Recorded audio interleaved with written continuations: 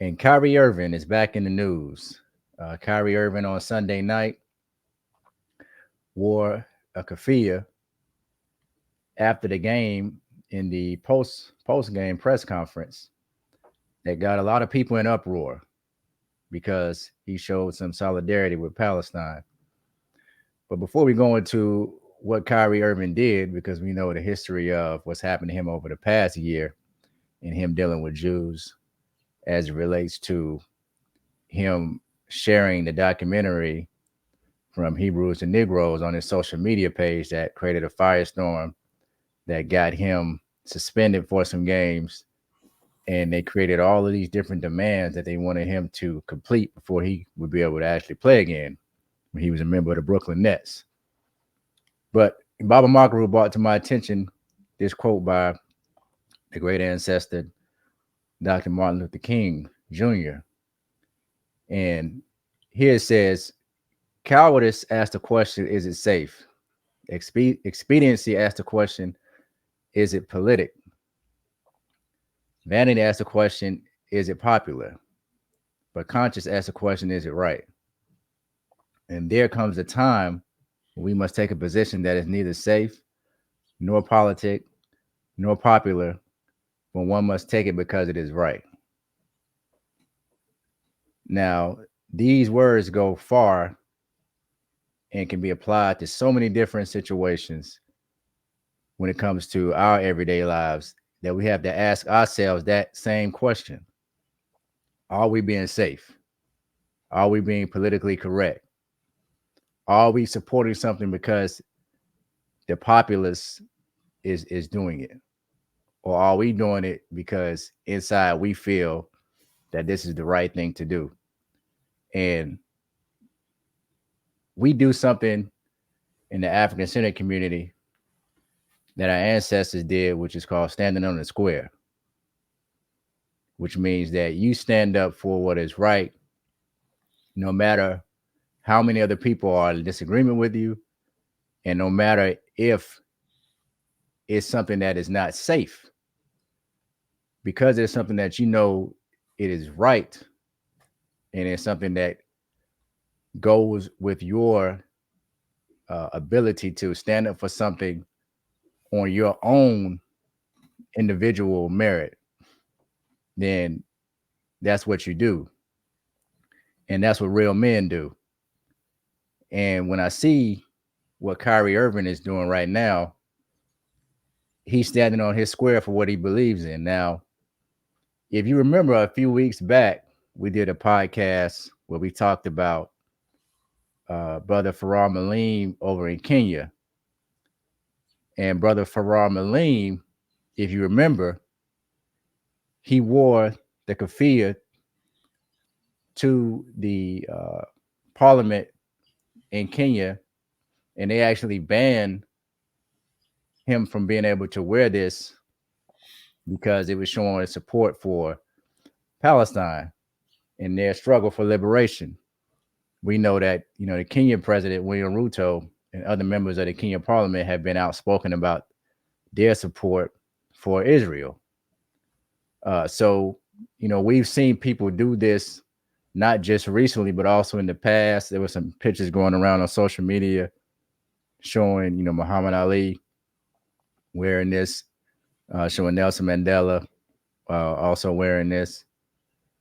But the interesting thing about Kyrie Irving is he's in a situation where, and I talked to somebody about this, we were trying to determine what would be the reaction from the media. And I said, well, what they're going to do is they're going to try to link this with anti-Semitism based on him previously posting the video Hebrews to Negroes on his social media page. And another part of it said that they would probably just try to cover this up and not give much coverage to it due to the fact of them not wanting to have this ideology spread. And also it's kind of hard for them to attack him on this, given the reaction of the majority of people around the world, because the media in America will make you believe that everybody supports Israel, when in fact, the majority of the world is against what Israel is doing. It's standing against what Israel is doing. So they have to kind of walk a fine line. But how they can try to demonize Kyrie Irving is by saying that it's anti-Semitic and this is a continuation, as they would try to like to say, of what he did last year. Now, we know, as we talked about in the past, there have been other Negroes in the Black community who have been in full support of Israel. We could look no further than Floyd Mayweather, who is all in. He's going all the way in on supporting Israel and supporting the Jews, even going as far to spend his own money in sending planes, his own private jet, carrying thousands of dollars worth of supplies over to Israel for the Israelis and for the Israeli military. We could look in Congress and see people like Hakeem Jeffries, who we talked about on this program before, who has made statements saying that the Israelis are not committing ethnic cleansing, which tells me he knows that's exactly what they're doing. They're committing genocide on these people.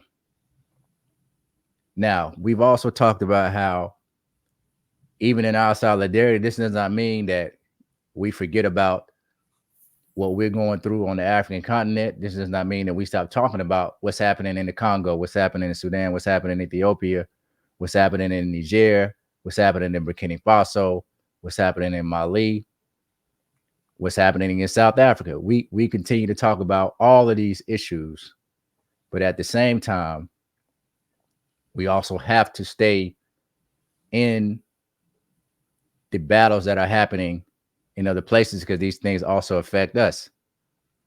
The battles that are taking place in Israel affects Africa. The battles that are taking place in other various parts of the world, the Middle East and Ukraine, affects Africa, affects African people in the diaspora. But here we can see, as reported by Fox News, Mavericks Kyrie Irving wears Keffiyeh to post-game press conference. Irving caused controversy last year when he posted a link to a movie that spread anti-Semitic disinformation. This is exactly how the Jew reports Jew news. Instead of allowing people to process information and develop their own opinions, they would rather formulate your opinion based off of insinuendos and anecdotes and insertion of different things that would create these false narratives around people, ideas, situations that are happening. So immediately when they saw Kyrie do this, they had to link it to the previous incident to demonize him, because they didn't want people that follow Kyrie Irving or they're influenced by Kyrie Irving to say, hey, this guy is supporting Palestine. Why is he supporting Palestine? Well, all I hear on the news is that we should have no ceasefire. I hear people like Lindsey Graham talking about how we should not care about children being killed. They're just casualties of war. I hear, people in Congress who are for the continuation of this war with no ceasefire. And even at this point, to me, a ceasefire wouldn't even be fair to the Palestinians, because all that would do is give the Israelis access to more of Gaza, to take more of their land. So they have to demonize Kyrie Irving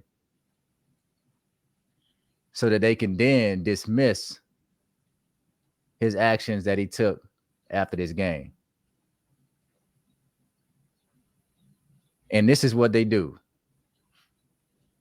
And then, of course, years later, once all of the people who watched the news and believed in the media realized that this war was an act of genocide, then, of course, when it's too late, they'll go in and they'll praise Kyrie Irving for his courage the way that they always do, the same way now that they praise Mahmoud Durov. But in his time, they vilified him for what he stood for. The same way that they vilified Muhammad Ali and they later praised him. It's funny how people hate things in the present that they love later in the future. It's very interesting. And we see the same things, with information within our own community. We have some of the greatest minds, some of the greatest scholars, some of the greatest psychologists, philosophers to ever walk the planet.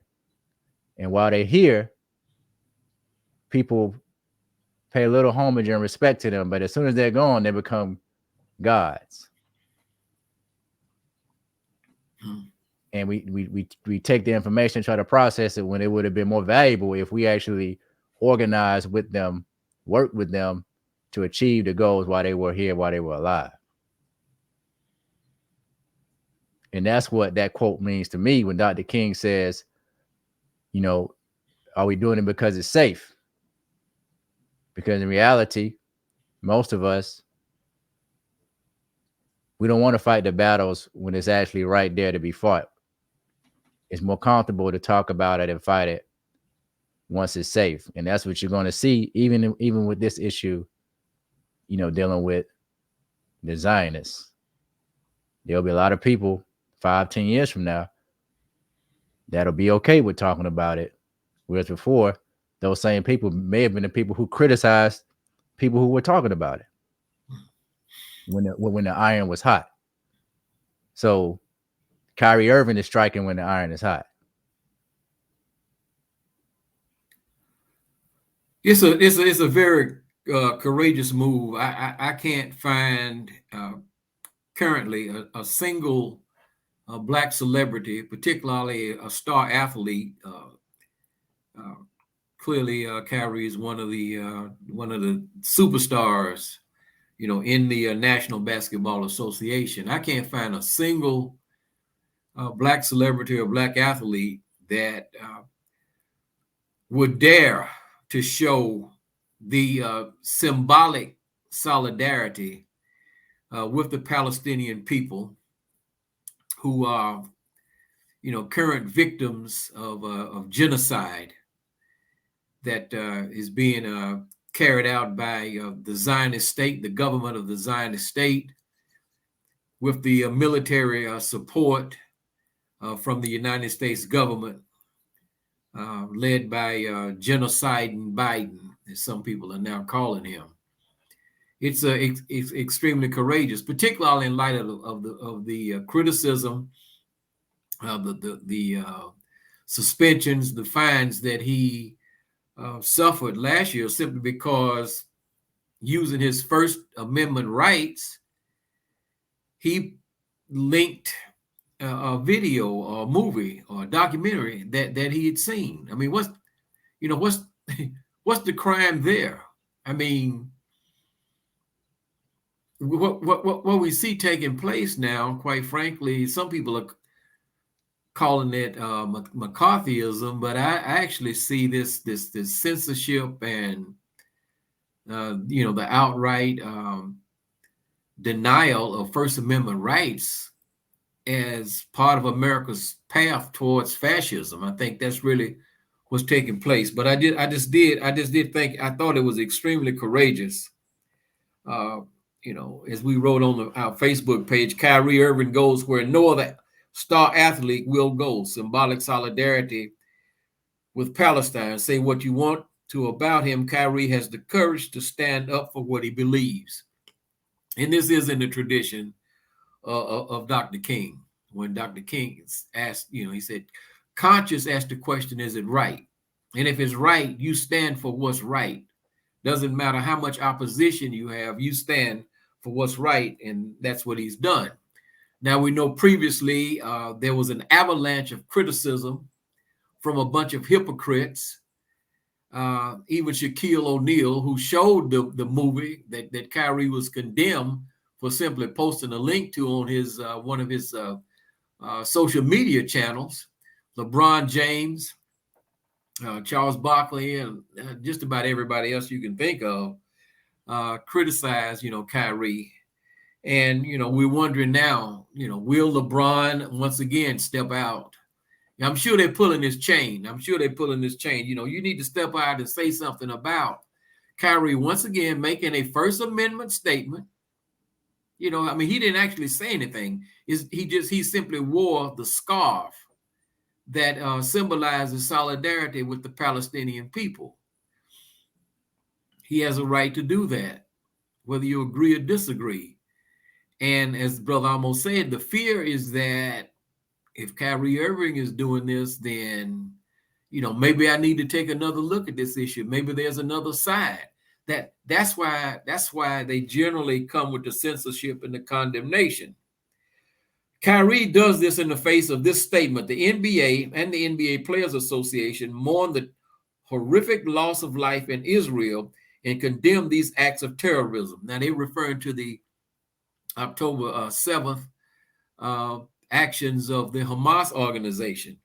But it's very interesting that they made no mention of the loss of life in Palestine. They just mourning the life of Jews in Israel. It's just so. What is that? That's a devaluation of the life of other human beings, which we as African people have been dealing with for 500 plus years. The Washington Wizards posted that they stand with the people of Israel. Major League Baseball posted a statement saying the league is horrified by the acts of terrorism committed against the people of Israel and heartbroken for the people of Israel. What about the people of Palestine? What about the more than 6,000 children? Okay, you can say, well, they killed the Hamas fighters who attacked them. What about the 6,000 children? Well, they believe obviously, what the Don Cheech in the Godfather Part 2, when Vito Andolini or Vito Corleone's mother was begging for the Don to spare his life, he said, well, he's not a threat now, but he will grow up and he'll seek revenge. And apparently that's their position. And, it's validated. The Hebrew Bible and the Christian Old Testament actually calls for the killing of children. Dr. Jeremiah Wright. Go ahead. Don't matter. Numbers of the Jews matter unless it's Jews. What'd you say? I said numbers of people dying to the Jews don't matter unless it's the Jews. Yeah. Because, we're talking about people who killed millions of people in the Bolshevik Revolution, through starvation and famine, forced, orchestrated. But yet, that's never really spoken of. The same way that they don't classify what happened in the Congo under the Belgium genocidal maniac, King Leopold. They don't classify that as genocide. Right. Or the Germans in Namibia. The situation that will, make them look like they're, being victimized, but nobody else is being victimized. So that's why the NBA releases a statement like that to continue that lie. Right.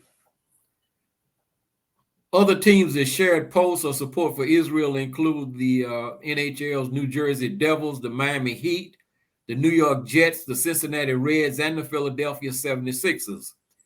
Floyd Mayweather, as Brother almost recently pointed out, used his private jet to deliver over 5,000 pounds of supplies to Israeli civilians and their military following the Hamas attacks. Now, think about this. Now, here's a country that's already receiving between $3.8 and $3.9 billion a year from American taxpayers.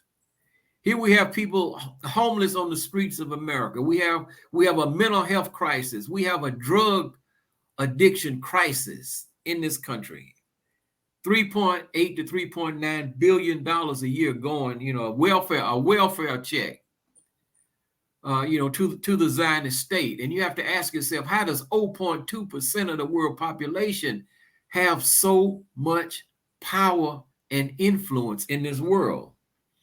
Let me just add this. I know you're going in on this, but people always criticize Black people, African countries, for not showing solidarity and support of other Black people, other Africans in diaspora, other African countries when we're going through crisis, oppression, and genocide.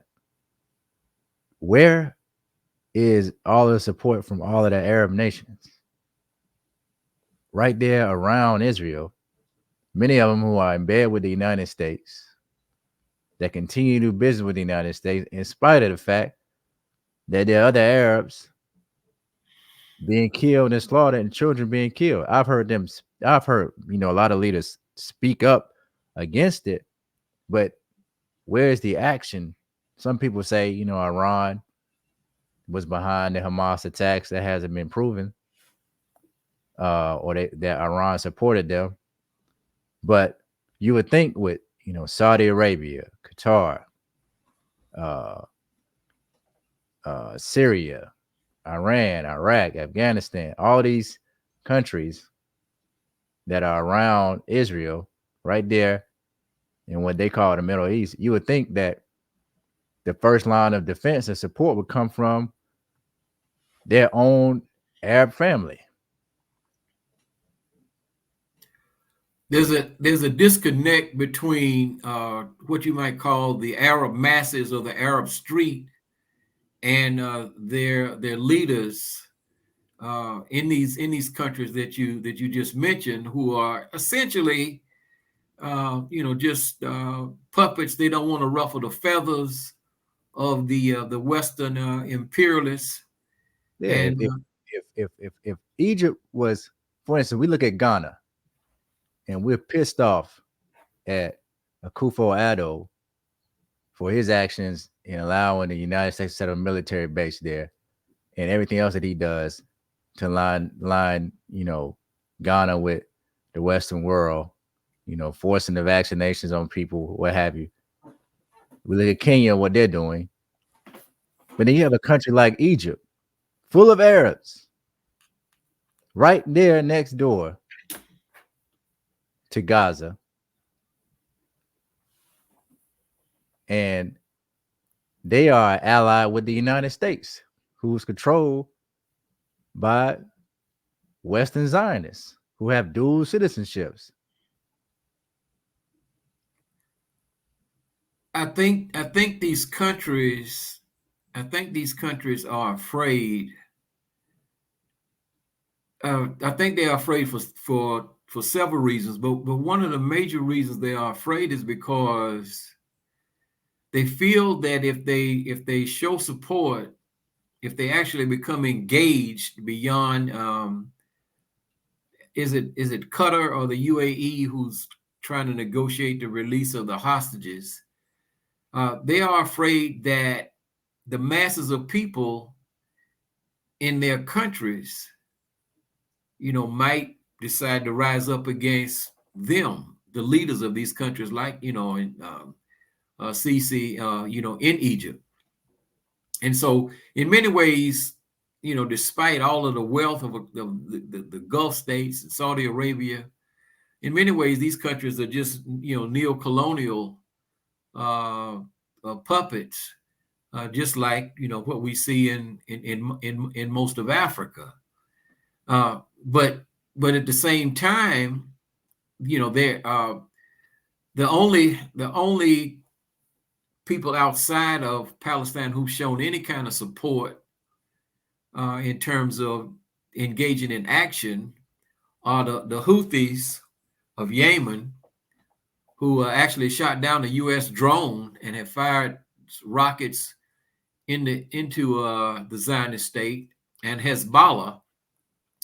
But at the same time, while that's going on, Israel has been carrying out on almost a weekly basis airstrikes and bombings inside of Syria.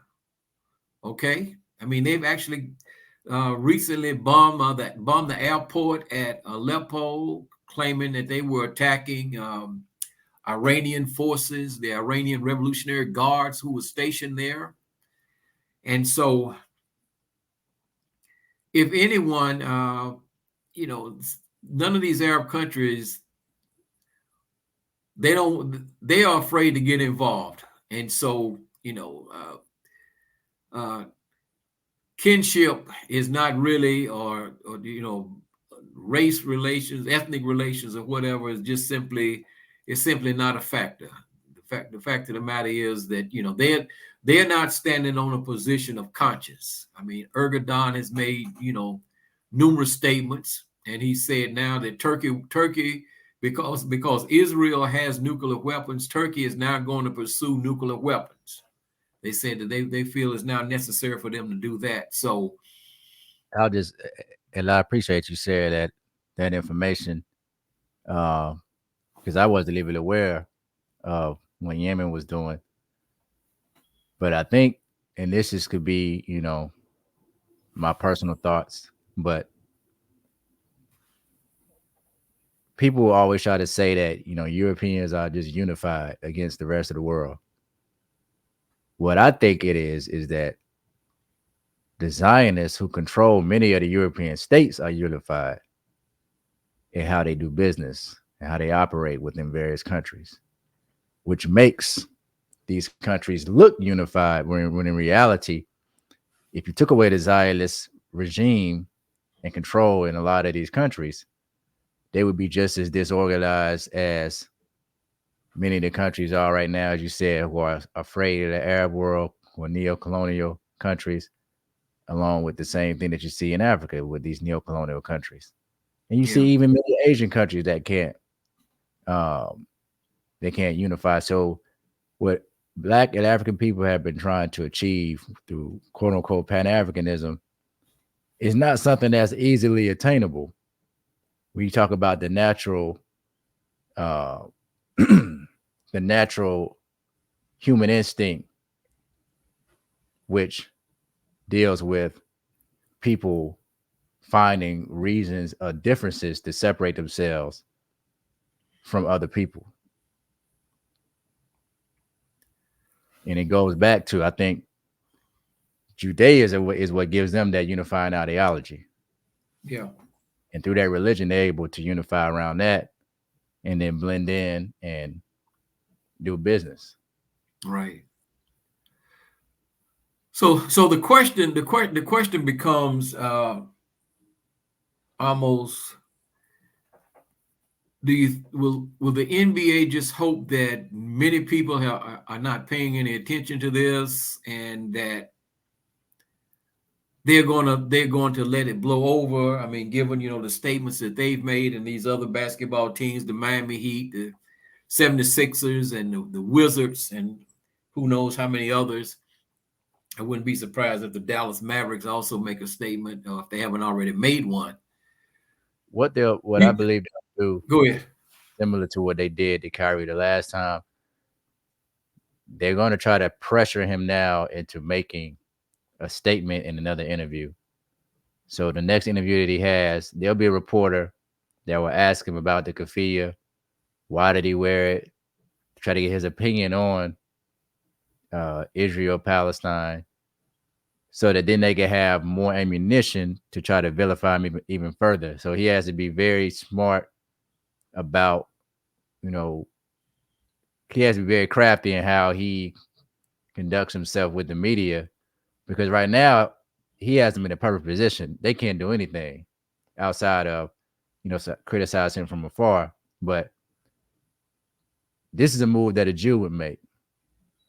He's sticking it to him the way that they stuck it to him when they gave him all of those. And it's funny, it was an Asian owner that gave him all of those tasks that he had to complete before he can even play again. Now he's sticking it right back to him. So, when they come to the press conference, reporter said, "Well, Kyrie, you wore that keffiyeh. Do you feel that what Hamas did was justified?" Yeah. They'll So ask to see how you. how should he answer that question, almost? Because Yeah, so they're gonna ask him that they're gonna ask him that question as you if this feel, is isolated. do you feel that killing of children is justified? That's how I would answer the question. Right, You because you know that don't have to answer anything. You answer my question. I don't have to answer your questions. right. I do hope that he is, he's getting some preparation and some advice from some people. Uh, I would just read the statistics Right. on the deaths. I would You just remember that interview that Colin Muhammad did with Donahue, and he asked him about the 2 Jews that died in the civil rights movement, and he asked Mhm. him to publicly apologize to the families of those 2 Jews. And Colin said, it's been too many of us. But then he also, when he talked about genocide, he talked about Donahue asked him about a clip that Colin did where he talked about kill the children in South Africa, kill the babies in South Africa, and after you kill them all, kill them again. That clip, Mhm. and they tried to throw that in Colin's face, and he said, when Truman dropped the bomb, the atomic bomb, he killed men, women, children, and babies. Right.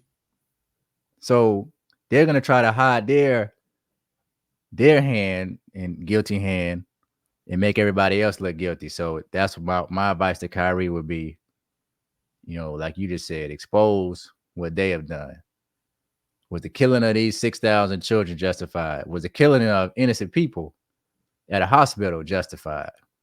Right. At a Because as it UN stands right now, UN school. 6,000 people is more people that 6,000 children is more people that died in 9/11. But you celebrate that every year for the last 22 years. I think it's the way they operate on the basis of Eurocentric fragmented thinking. And so they take this incident, the October 7th incident, as if it's isolated, from the entire history.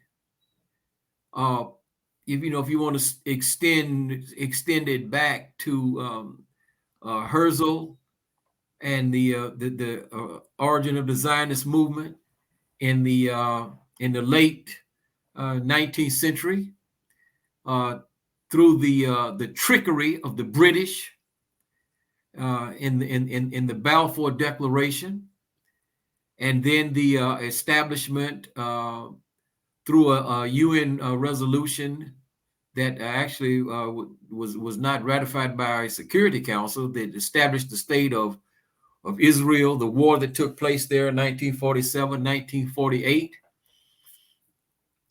all the way up to 2023.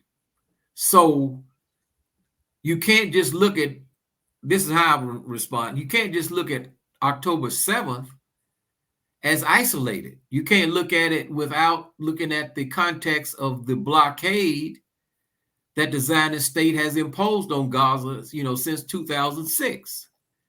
You can't look at it without looking at the other wars that have taken place, and the one-sided toll on casualties. I mean, I think someone said that there was up to 30,000 casualties, in addition to now what the UN is saying that 13,000 people,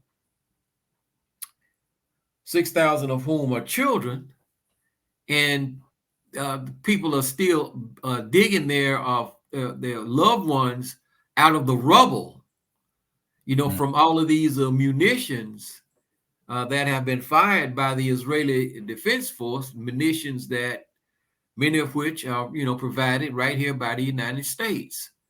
So I hope that he has the consciousness. We know he has the moral conscience. Okay, we get that. I mean, it's like you said, like Muhammad Ali visited a Palestinian refugee camp in Lebanon in 1970. I mean, we've seen the efforts of Cynthia McKinney and others who were part of the Gaza boat lift, trying to get supplies into Gaza via boats that were generally blocked. Luckily, they didn't get blown out of the water like the USS Liberty did in 1967. Israel killed 34 Americans. 34 Americans aboard a U.S. Navy vessel. I think it was being used by the CIA to eavesdrop on, what was taking place during the 1967 war. No retaliation. Maya Angelou, Alice Walker, all of the others who have attempted to get supplies and support into Palestine. I mean, I hope his perspective. I hope he views this from the perspective of African-centered holistic thinking, where he looks at the entire history and puts what is happening today within that historical context, because they just want to isolate, fragment. Look at the horrific attack. Well, one of the things they're not even dealing with, which has been reported in the Israeli media and Haaretz, that they have this. They developed this concept called the Hannibal Directive, and it's interesting as to how they arrived at the name Hannibal. The African from Carthage that invaded Rome. But what the directive called for was, it's better to kill hostages, particularly Israeli soldiers, than to allow them to be taken prisoner and then exchanged. Because I think they had a prisoner exchange. I think it was during the war they had with Lebanon, where I think they exchanged 1 or 2 Israeli soldiers for like 1,200 Palestinians. And of course, it caused the outrage in the Netanyahu wing of the Zionist government. And so they came up with this concept that said, if we see a soldier that has been captured, by Hamas or the Islamic Jihad or whomever, then we kill our own soldier. And so there have been numerous reports from people who were attending the music festival and who were in their homes in occupied Palestine and other places, who were attacked by the Israeli Defense Forces, flying the Apache helicopters that they get from the United States. Because they originally said the death toll on October the 7th was 1,400. They reduced it to 1,200. But according to a number of reports, a number of those people were killed by the Israelis themselves. So Kyrie has to inform himself, and he has to be prepared. There's no reason for him to go into the press conference. He knows the question is coming. There's no reason for him not to go in there and not to be thoroughly prepared as to how to respond to this. What about the Israeli children that were killed? What about the Israelis that were killed by their own people? So there is a way for him to defend himself. And so, I hope that he doesn't get caught off guard. I hope he's talking to somebody, right, that can provide him with this information. So that's what I'm hoping.